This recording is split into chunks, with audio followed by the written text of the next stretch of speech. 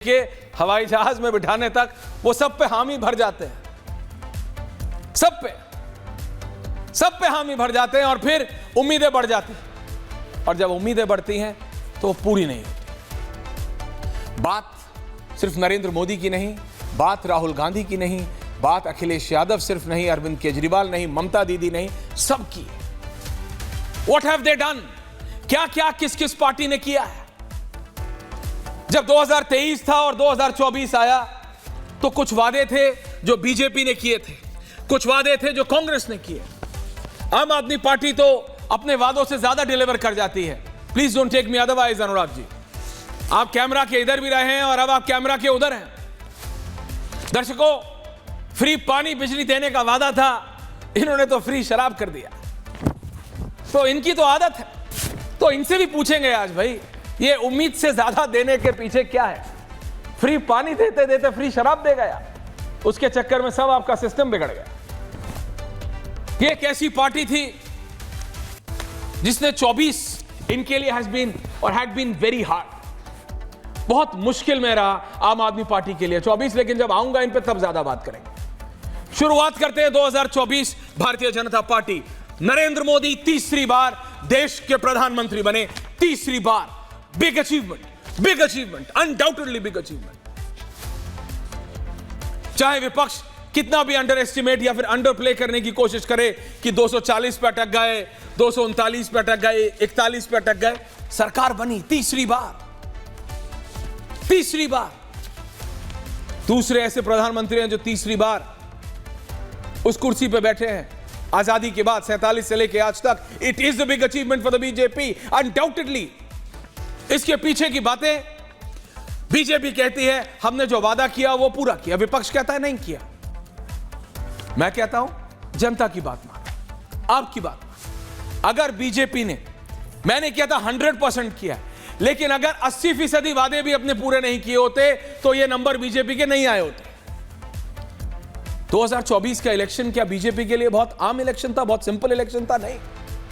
विपक्ष ने एड़ी चोटी का जोर लगा लिया था, यह बताते हुए, चाहे वो आम आदमी पार्टी हो, अनुराग भदौरिया की समाजवादी पार्टी हो, कांग्रेस पार्टी हो, सबने, कि बीजेपी और नरेंद्र मोदी संविधान बदलना चाहते हैं।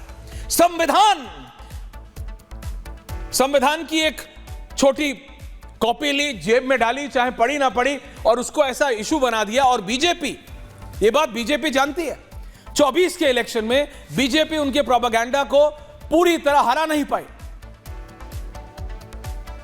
नहीं हरा पाए। पहला उन्होंने इशू बनाया था संविधान का 24 में, दूसरा बनाया रिजर्वेशन का। यह 24 के बहुत बड़ा इशू था। 24 के जनरल इलेक्शन से पहले बीजेपी बहुत लेट जागी इसमें, बहुत लेट। ये वही बीजेपी है जो 14 के बाद एक इलेक्शन खत्म होता है, दूसरे की तैयारी कर लेती है, लेकिन कहीं ना कहीं कुछ ना कुछ गड़बड़ी रही, जिसको बाद में बीजेपी ने ठीक किया जनरल इलेक्शन के बाद। इसीलिए हरियाणा में जहां सब बोल रहे थे कि बीजेपी हारेगी, शहजाद की पार्टी ने कमाल कर दिया। महाराष्ट्र में सारी पॉलिटिकल इक्वेशन, किसी पॉलिटिकल गुरु से बात कर लीजिए कि अजीत पवार, देवेंद्र फडणवीस और एकनाथ शिंदे एक साथ, ये तीन अलग अलग ध्रुव हैं, ये तीन अलग अलग एपिसेंटर्स हैं राजनीति के।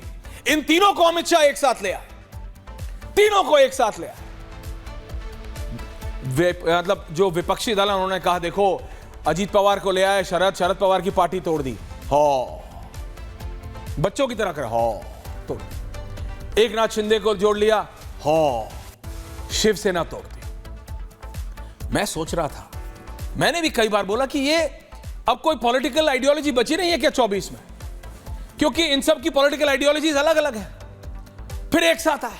लेकिन जनता ने, आपने, महाराष्ट्र की जनता ने इनको जिताया और दोबारा जिताया और विधानसभा मेजॉरिटी जिताया। और जिस बीजेपी ने यह किया था उसी बीजेपी को सबसे ज्यादा नंबर दिए। यह भी एक सत्य है 2024 का, और यह बताता है हमको कि आगे आने वाले जो साल हैं, जो वर्ष हैं, वो राजनीति में हम क्या क्या नया देखेंगे।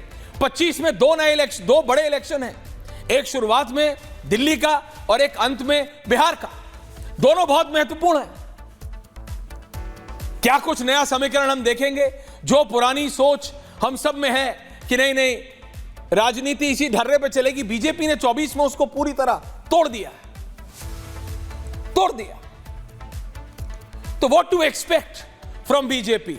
और क्या बीजेपी ने जितना किया है उससे ज्यादा कुछ कर सकते हैं अब, या जो उनका थ्रेशोल्ड होता है, जो ग्राफ है, वो अपने पीक पे पहुंच चुका है? मेरे साथ भारतीय जनता पार्टी के युवा नेता हैं शहजाद पूनावाला। शहजाद जी, thank you for giving me time. Only Shehzad Poonawalla with the graphics. There is no debate today. Thank you. Shahzad नमस्कार आपको भी। शहजाद, लेकिन बताइए 24 आपके लिए एज अ राजनेता फॉर बीजेपी कैसा रहा? Only Shahzad please. Thank you ji. Shahzad, सबसे पहले ऐश्वर्या, एक दिलचस्प बात यह है कि पिछले 1 जनवरी 2024 को संभवतः मेरी पहली डिबेट आप ही के साथ थी और इस वर्ष की आखिरी डिबेट भी ऐश्वर्या जी आप ही के साथ है। तो मुझे लगता है कि रिपब्लिक नेटवर्क और देश, जो रिपब्लिक हम कहते हैं, उससे कितना गहरा नाता है शहजाद का, वो आप देख सकते हैं। दूसरी बात देखिए, मेरे लिए ये वर्ष था राम लल्ला का। This was the year of Ram Lalla. अब ऐश्वर्या आप बोलोगे देखो भाजपा वाले, राम के बिना आपका काम नहीं होता, तो मैं आपको बता दूं परिभाषित होना भी नहीं चाहिए। आर फॉर राष्ट्रीय सुरक्षा। पहली बार ऐश्वर्या जी ऐसा हो रहा है, और अर्नब ने ना जाने कितनी रिपोर्टिंग की है कि हम लोग कतराते थे, डरते थे अपने देश में रहने के लिए और आतंकियों से बच बच कर रहते थे। आज आतंकी अपने देश में सुरक्षित नहीं है, आप भी जानते हो वो खबरें जो निकल कर आती है। ए फॉर अर्थव्यवस्था, पहली बार 11वीं पोजीशन से हमारी अर्थव्यवस्था 5वीं पोजीशन पर आई। हमने 25 करोड़ लोगों को गरीबी से निकाला। हमारे फॉरेक्स रिजर्व्स $250 बिलियन से बढ़कर $650 बिलियन हुए हैं। जिस प्रकार से बड़े बड़े इंफ्रास्ट्रक्चर प्रोजेक्ट्स महाराष्ट्र में, अटल सेतु देख लो, कोस्टल रोड्स देख लो, या बड़े से बड़े प्रोजेक्ट्स जो है वो पूर्ण हो रहे हैं। फिर एम से महिला उत्थान, हमने नारी शक्ति वंदन अधिनियम तो पारित किया ही, पर इसी वर्ष हमने देखा रिपब्लिक डे परेड में किस प्रकार से महिलाओं ने लीड किया। परमानेंट कमीशन महिलाओं को आर्म फोर्सेस में, मतलब महिलाओं को बेटी बचाओ बेटी पढ़ाओ से लेकर उज्ज्वला योजना तक, उनके नाम पर घर करने से लेकर उनको सांसद बनाने तक और उनको आर्म फोर्सेस में जगह देने तक, ये सारी चीजें एम फॉर महिला।